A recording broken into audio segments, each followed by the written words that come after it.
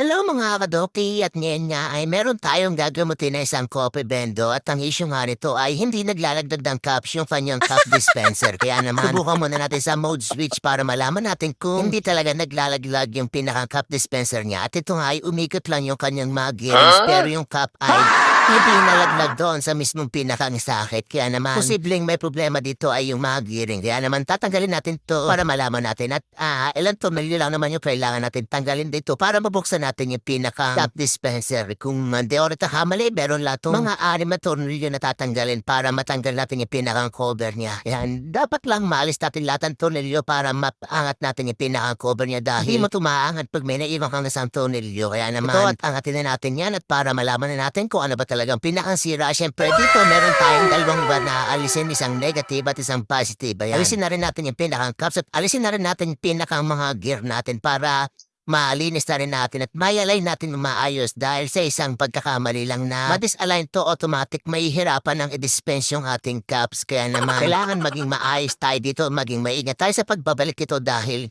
isang mali lang ng position ito siguradong mahihirapan agad yung ating cup dispenser. Kaya naman huwag yun basta hayaan na mali-mali yung pagkakalagay nito dahil baka mag-cause pa ito ng pagkasira ng mga gear mas malaking sakit ng ulo. Imbis na makamura tayo sa gastusin mapamura tayo sa gastusin dahil sa mga bibili natin ng mga pyesa para maayos yung pinakang bendo cup natin. Kaya naman pagkatapos natin ilagay ito siguraduhin lang natin na naka-align ito at maibalik natin ng maayos yung pinakang cover niya na hindi magagalaw yung ating mga gearing. Siyempre, babalik din natin yung positive at negative na wire dahil itong wire na to konektado sa pinakang motor na magdi-dispense ng ating cup. Kaya wag yung kakalimutan na pagbalik ka rin itong dalawang to dahil pag nagkabaliktad to, siguradong mababaliktad din ang inyong mundo. Kaya naman ito, nakabitin natin lahat. Tapos tingnan na natin kung gagana na ba yung ating cup dispenser. Siyempre, bago natin masubukan to, kailangan natin lagyan ng cup slot para malaman natin kung gagana ba yung ating pagkukumpuni ng ating cup dispenser. Yan. Subukan na rin natin sa mode switch para malaman natin kung maglalaglag na ba siya ng cups. Naman, ito na nga at talaglag na nga yung pinakang cups ng ating cup dispenser. Kaya naman, all good sa to. Pwede nang gamitin ng ating mga customer. Siyempre, bago ang lahat, susubukan din natin hulugan ng 5 peso coin kung talagang malalaglag na ba yung pinakang cups every time na merong maghuhulog na customer para maiwasan din natin, siyempre, yung masayang yung mga perang hinuhulog ng ating customer dahil every time na